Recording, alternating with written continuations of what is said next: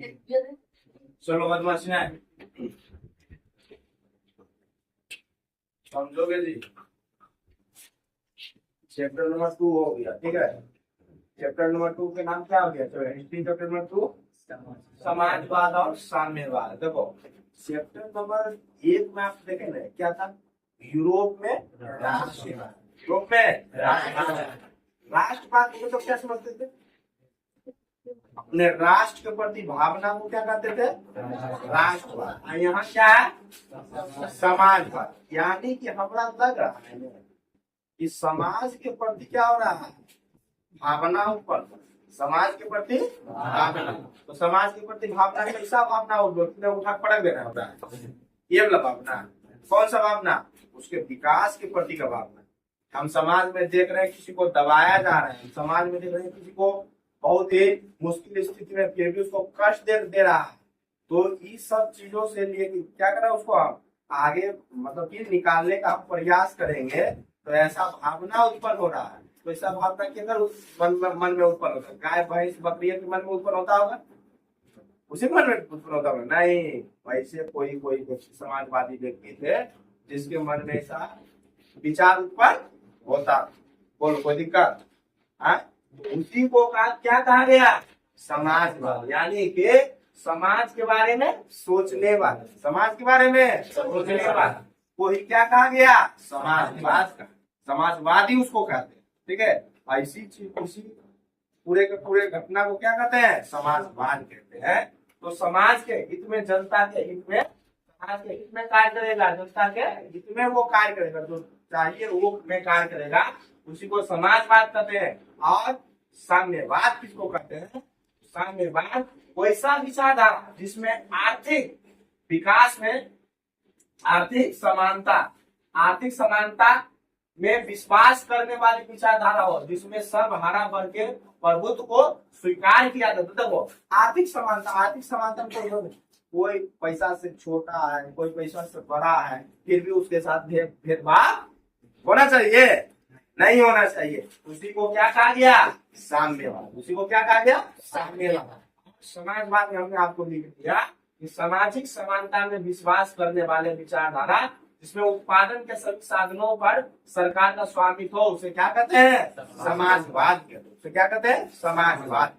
बोलो कोई सर? अच्छा एकदम जो है एगो व्यक्ति जो है 50 बीघा, एगो व्यक्ति के पास जमीन है, एगो व्यक्ति के पास कट्ठा है, दोनों में तालमेल बनेगा?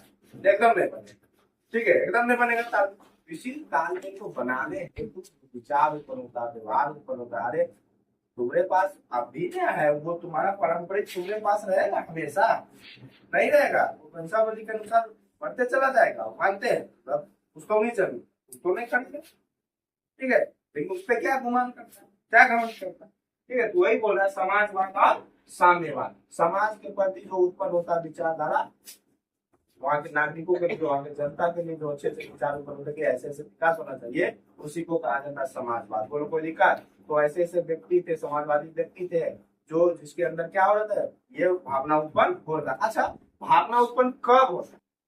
जैसे राष्ट्र के प्रति मेरा भावना उत्पन्न होता कब?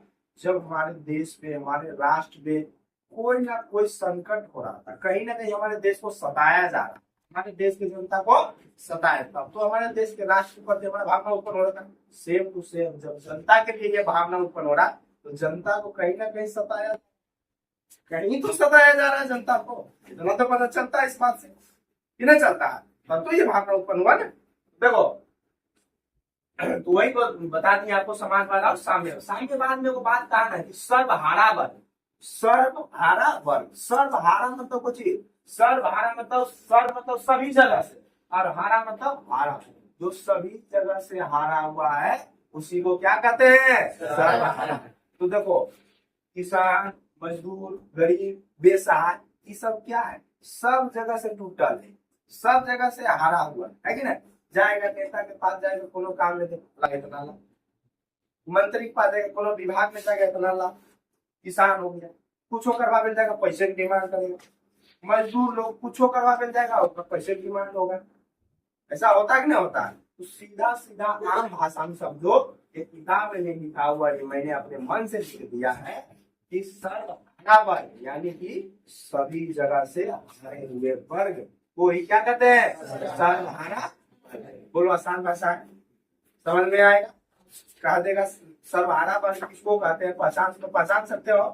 कोई दिक्कत? बोल देगा निम्नलिखित में सर्वहारा वर्ग के अंतर्गत आते हैं, कौन आते हैं? किसान, मजदूर हो, गरीब हो, बेसहाय हो, ये सब किसके अंतर्गत आता है? सर्वहारा वर्ग। बोलो कोई दिक्कत? क्लियर है आता? चलिए आगे बोल रहा, समाजवाद का पहला शब्द जो है कब लागू किया गया था? 1827 में हुआ। समाजवाद मतलब ये समाजवाद जो शब्द है ये सब कैसे उत्पन्न हुआ? अरे उत्पन्न हुआ तो कब उत्पन्न हुआ? वो 1827। कहाँ उत्पन्न हुआ था? यूरोप में। कहाँ उत्पन्न हुआ था? यूरोप में। इतना पता चल रहा है कि यूरोप में बताया जा रहा है। यूरोप में, यूरोप क्या है? वो महादेश। यूरोप क्या है? महादेश। यूरोप में जो वो देश होगा, कोनो कोनो देश में जरूर घटना घटित हो रहा होगा। एक देश के देखा देखी दूसरा देश सीख रहा होगा, है कि नहीं? चलिए, तो कहीं मतलब कहीं ना कहीं समाज को क्या किया जा रहा है? सताया जा रहा है। कहीं ना कहीं समाज को सताया जा रहा है। आगे बोल रहा, 18वीं शताब्दी के बाद भी इंग्लैंड में औद्योगिक क्रांति की शुरुआत हो गई। औद्योगिक क्रांति पता है किसको कहता है? औद्योगिक क्रांति मतलब बिजनेस का विकास हो जाना, ये क्या कहलाता है? औद्योगिक क्रांति मतलब सीधे समझो मशीनी युग का आ जाना। मशीनी युग यानी कि जो काम अभी तुम हाथ से कर रहे थे वो अब करेगा के मशीन। कौन करेगा? जहाँ जो मशीन आया तो जो काम एक काम को कर रहा था मजदूर हाथ से कर रहा है, करेगा फटाफट। मशीन आदमी 2 घंटा काम करेगा लगातार, थक जाएगा, लेकिन मशीन वहां नहीं थकेगा। उससे क्या हुआ? रोजगार वो आदमी का छीना कि नहीं छीनाया? वो आदमी का रोजगार छीनाया। वो अब जो काम करवाया जा रहा था, कल कारखाना करवाया जा रहा था आदमी से, काम करना मशीन, रोजगार को छीन के आप कैसे खाएंगे, कैसे पिएगा? ये चीज होगा कि नहीं होगा?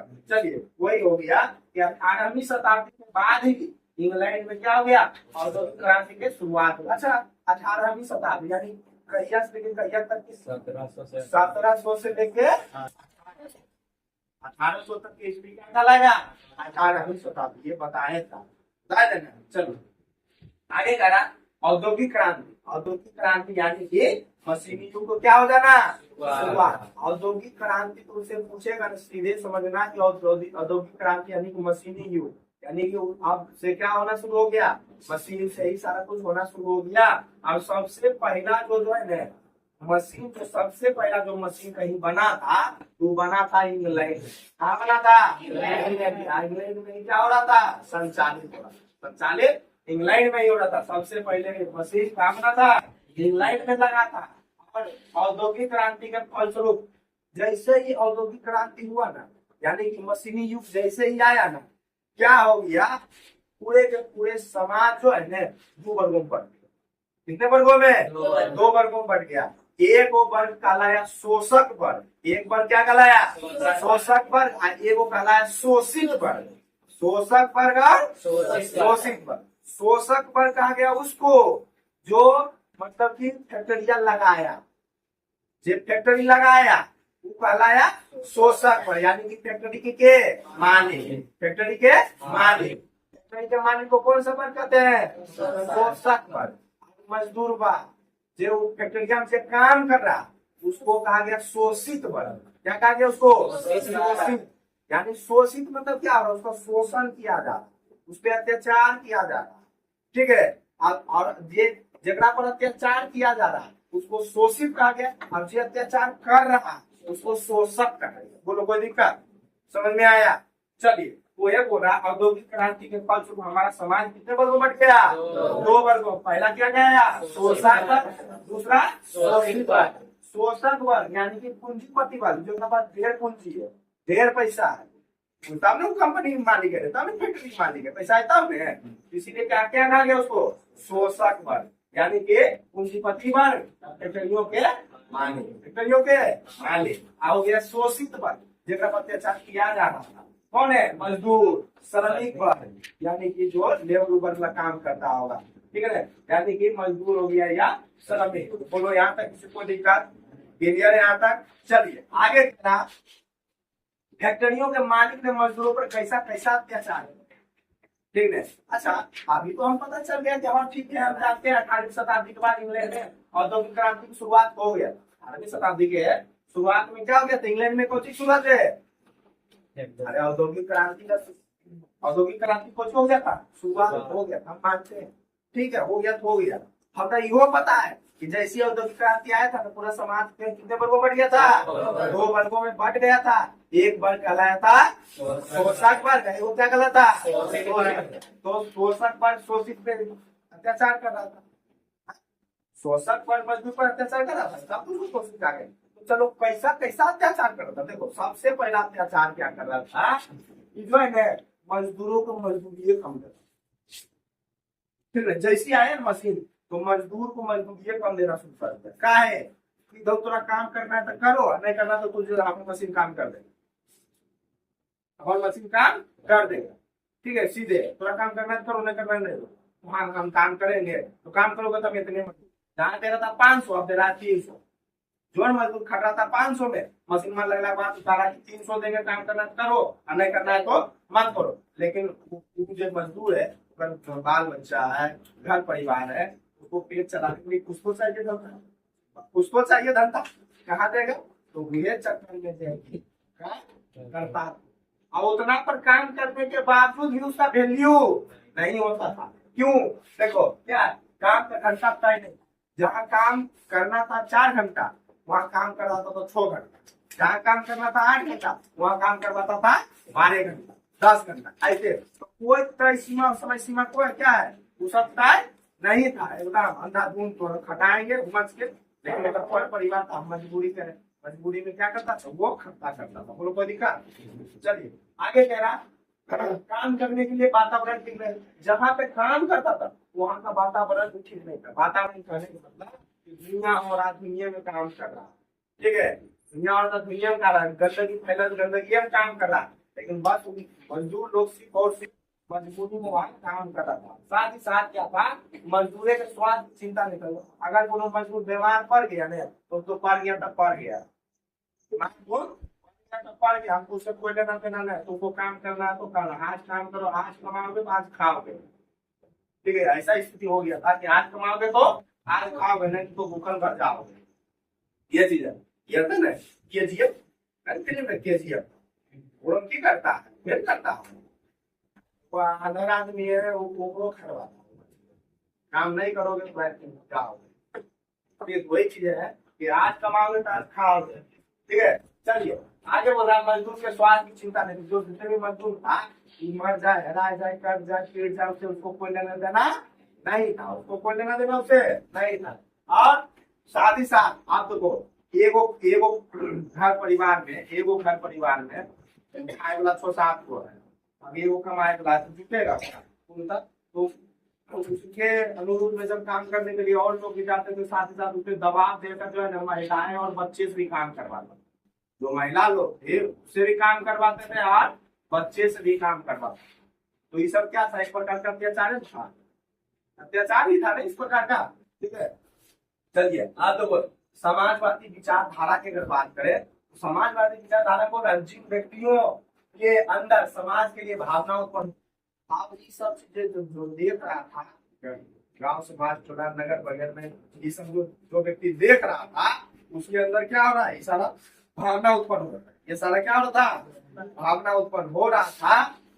उसी में से एगो व्यक्ति था जिसका नाम था जो है ना, उसका नाम था लुई बला था नाम, और रॉबर्ट ओवन नाम था, और था कार्ल मार्क्स नाम था, ये सब नाम था। और जो है कि वो सब क्या किए थे, विचारधारा को उत्पन्न किए थे। हाँ बाबू, अरे 3 गो व्यक्ति थे विचारधारा में, कौन कौन थे, हाँ हमें जोन बोले थे, तो दूसरा दुनिया का काम करना बंद कीजिए। ठीक है, आगे में बैठ के ड्रामा करता है, वो सब बाद में करते रहना। चलिए अभी यहाँ समझिए इस चीज को। चलिए तो हम बोल रहे थे समाजवादी विचारधारा, समाजवादी विचारधारा में जो है ना जिन व्यक्तियों के जिन व्यक्तियों में समाज के प्रति जो भावना उत्पन्न हुआ था उसको क्या कहा गया था, समाजवादी विचारधारा व्यक्ति कहा गया था, जिन्होंने समाज को क्या किए, आगे बढ़ाया, मजदूरों के हित में सोचा, उन्हें समाजवादी विचारधारा कहते हैं। बोलो कोई दिक्कत। चलिए इसी में से कुछ व्यक्ति थे। पहला था सेंट साइमन। क्या था? सेंट साइमन एक ऐसा व्यक्ति था जिन्होंने मजदूरों के बारे में सबसे पहले सोचा। उसके बाद फैडियर, कौन था? फैडियर। उसके बाद क्या? लुई वाला। उसके बाद रॉबर्ट ओवर, कार्ल मार्क्स। ये सब जो व्यक्ति थे ना, क्या के समाजवादी व्यक्ति जो तो समाज के प्रति भावना उत्पन्न हुआ था और समाज को अलग दिशा में ले जाने के लिए उन्होंने सोचा, विचारा। ठीक है, कोई दिक्कत। और देखो जब समाज के प्रति जब सोचा जा रहा था, विचारा जा रहा था ना, तब क्या हुआ था ना, समाज दो वर्गों में बट गया। उसमें भी समाज दो वर्गों में बट गया। कैसे? जब जो समाजवादी विचारधारक थे, जब समाज के प्रति अकेले तो नहीं कर रहा था, समाज के प्रति जब विचारधारा को बदलने का प्रयास जब करा तो तब क्या हुआ, समाज कितने वर्गों में बट गया? दो वर्गों में बट गया। एक को क्या बट गया ना, एक को यानी कि जब कार्ल मार्क्स भी जब आए थे, तो कार्ल मार्क्स के बाद, यानी कि जब कार्ल मार्क्स के बाद जो थे ना, कार्ल मार्क्स के पहले, जो कार्ल मार्क्स के पहले थे ना, कार्ल मार्क्स के पहले था वो था यूटोपियन समाजवाद। क्या कहते हैं? यूटोपियन। क्या कहला है उसको? यूटोपियन समाजवाद। और उसको कहा जाता आरंभिक समाजवाद, उसको कहा जाता स्वप्नदर्शी समाजवाद। यानी कि ये काम नहीं करता था, ये नहीं दिशा कारण हम घर मन अच्छा बड़का आदमी बन जाएंगे, ऐसे करें मने में सोच, तुम बड़का आदमी बनोगे कैसे? जब परिश्रम करोगे, बिना परिश्रम के फल मिलेगा नहीं। ठीक है, बिना परिश्रम के फल नहीं मिलेगा। तो वही बोला यूटोपियन समाजवाद, यानी कार्ल मार्क्स के जो पहले था ना, यूटोपियन समाजवाद था, स्वप्नदर्शी थे। सिर्फ जो है ना, लोगों के पास जा क्यों नहीं, सिर्फ स्वप्न दिखा देता था, ऐसे करोगे तो ऐसे होगा, ऐसे करोगे तो ऐसे होगा, ऐसे करोगे तो ऐसे होगा। वो सिर्फ सपना दिखा देता था लोगों को, लेकिन जो है कि प्रस्तुत नहीं कर पाता। ठीक है, इसीलिए इसको क्या कहा गया था? स्वप्नदर्शी। और बाद में जो था इसको क्या कहा गया? वैज्ञानिक समाजवाद। यानी कि उसको प्रैक्टिकल करके उसको साबित करेगा, प्रैक्टिकल करके उसको साबित करेगा। जो बोले उसको हम क्या करेंगे? साबित करेंगे। यही चीज का था वैज्ञानिक। यानी कि जो कुछ भी कहा जा रहा था, जो भी कुछ भी बताया जा रहा था, उसको प्रस्तुत करके साबित करता था। समझ गए? यही क्या कला मेरा? वैज्ञानिक समाजवाद। ठीक है ना? देखो, तो समाजवाद का विभाजन दो चरणों में हो गया था। समाजवाद का विभाजन जब दो चरणों में हुआ था, तो पहला जो व्यक्ति उसमें थे, कौन थे? सेंट साइमन थे। कौन थे? Saint Simon. सेंट साइमन पर बोले प्रत्येक व्यक्ति को उसके क्षमता के अनुसार कार्य मिले और कार्य के अनुसार उसका मजदूरी मिलना चाहिए। सेंट साइमन बोले जे भी व्यक्ति, कोई 50 किलो उठाने वाला व्यक्ति होगा, 100 किलो कहेगा उठा पाएगा? नहीं उठा। यानी कि उसका जो क्षमता है, उसका जो है, उसके अनुसार ही उसको क्या मिलना चाहिए? काम मिलना चाहिए, और उसका जो मजदूरी होना चाहिए, वो मजदूरी उसको मिलना चाहिए। सेंट साइमन ने ऐसा करे। अगर बात आया वो कहा चार्ल्स फैडियर। कौन आया? चार्ल्स फैडियर। चार्ल्स फैडियर बोले, चार्ल्स फैडियर जो सीधे औद्योगिकवाद के दुश्मन था। औद्योगिकवाद का क्या था? सीधे का सीधे दुश्मन, विरोध करने वाले थे, एकदम विरोध करने वाले व्यक्ति। चार्ल्स फैडियर एकदम विरोध करने वाले थे। ठीक है, औद्योगिकवाद का विरोधी, एकदम विरोध करता। कोई अपना तालमेल में देखो, काय मशीन लगाए तो काय मशीन सीधे करो, काय लगाए तो काय कर रहा, समझे? मशीनों काम करेगा, यो काम करेगा, इससे सीधे विरोध करने वाला कोई बोल झपाटाई सुनने वाला आदमी नहीं है। ठीक है, मतलब भगत सिंह ने आदमी था, तुम कोई करे बोला अच्छा एक खबर मारा ले ठाई से ऐसा महात्मा गांधी जी एक आदमी दूसरा का कुछ तो बोला ना, हम बावले व्यक्ति थे दूसरे प्रकार के, लेकिन ये दूसरा रास्ता अपना। ठीक है, तो क्या किया? चार्ल्स फैडियर ने औद्योगिकवाद का विरोधी था, यानी कि श्रमिक छोटे नगर अथवा कस्बा में कार्य करे। सीधे कहा ने जे मजदूर है ने, तुम फैक्ट्री में जाके काम नहीं करो। आज गुजरात में, आज दिल्ली के जाता के मजदूर का काम कर रहा, मारता पीटा भगाता। हमारा राज में ना है तब, हमारा राज में ना है तब जा रहा, आज काम करके छोड़ दे। देखो टंग जाएगा तुरंत कंपनी, होगा कि नहीं होगा? तुरंत वही है समय सीधे कहने हैं कि जितना भी मजदूर है तो छोटा छोटा नगर में जाकर काम करो, छोटा छोटा कस्बा में जाकर काम करो, लेकिन फैक्ट्री में नहीं करो। और एगो व्यक्ति थे रॉबर्ट ओवन, और ये तो एकदम खतरनाक है। रॉबर्ट ओवन सबसे खतरनाक के रॉबर्ट ओवन ही निकले सबसे खतरनाक। ये जो है ना इंग्लैंड के रहने वाले थे। अब तो कोई इंग्लैंड में रहेगा तो कुल अंग्रेज था, तो सभी अंग्रेज एक के नहीं था रे? नहीं, सब अंग्रेज एक जैसा नहीं था। ठीक है, सबको अलग अलग दिशा है। तो देखो ये अंग्रेज जो है क्या थे, रॉबर्ट ओवन जो थे इंग्लैंड की बहुत बढ़िया व्यक्ति थे। देखा ना मजदूर को इतना किया जा रहा है, इनके पास पैसा था, ये क्या किया ने अपन खुद दे के वो फैक्ट्री खोल। ये क्या किया, इंग्लैंड में अपना खुद का एक फैक्ट्री खोल दिया। और फैक्ट्री में जितना मजदूर लोग था ने, जितना मजदूर लोग था वो कहा ने इधर होने कुछ ही काम रहता, काम करो भाई, काम करो मैं तो ठीक है, अभी काम करो तो नहीं सताएगा। लोग बोला तो सोचा विचारा तो सीधे व्यवस्थापन कंपनी फैक्ट्री में लगा दिया। ठीक है, लेकिन वहां विश्वास करता था, क्यों? क्योंकि समाजवादी सोच में था, जो विश्वास करता था। तो रॉबर्ट ओवन मजदूरों को शोषण से बचाने के लिए अपना खुद का कारखाना खोल दिया, अपना खुद का कारखाना खोल दिया और मजदूरों को अच्छा सुविधा देकर फैक्ट्रियों में बढ़िया बढ़िया सुविधा देने लगा, मजदूर को बुला दिया। मजदूरों की मजदूरी बढ़ा, सबसे पहला काम क्या किया, मजदूर का जो है मजदूरी बढ़ा दिया। ठीक है, मजदूरों को मजदूरी बढ़ा दी, जहां अब दूसरा का फैक्ट्री मुंह नहीं जाए फैक्ट्री में काम करना। ठीक है, दूसरा काम का समय तय कर दिया कि ठीक है व्यक्ति है 8 घंटा खटेगा, व्यक्ति है मतलब कि जैसा जैसा शिफ्ट काम को शिफ्ट में बांट दिया, इतना देरी में काम करेगा, बस शिफ्ट में बांट दिया, फायदा हो गया। उसके बाद मजदूर के बच्चों को पढ़ने की व्यवस्था कर, सीधे काम मजदूर का बच्चा काम नहीं करेगा फैक्ट्री में, उसको पढ़े जाओ, वो पढ़ाई के खर्चा हम उठाएंगे। ठीक है, मजदूर मजदूर के जो बाल बच्चा है उसको क्या कर दिया, पढ़ने के लिए आजाद कर दिया, स्कूल खोल दिया, ले भाई पढ़ जाओ। ठीक है, उसके बाद मजदूरों को खाने पीने रहने तक का व्यवस्था कर दिया। जो मजदूर के पास घर द्वार नहीं था, काम करता हो, खाना बनता हो, खाता है, वो ऐसा व्यवस्था कर दिया कि तुम काम करो, ये खा, व्यवस्था कर दो, रहना करना तो किराया अब नहीं लगेगा। ये था आज के चैप्टर। ये कौन, रॉबर्ट ओवन जी ने इतना व्यवस्था करी। तो तुम ही बता, क्या रॉबर्ट ओवन गलत किया रे? नहीं। चैप्टर नंबर 2, इतिहास का चैप्टर नंबर 2 जो है, इसके अंतर्गत इतना कुछ सारा कुछ बता दिए। अब इसके बाद वाली जो चीजें है वो अगले दिन के क्लास में होगी। ठीक है, कोई दिक्कत है? आता क्लियर है? किसी का कोई सवाल? चल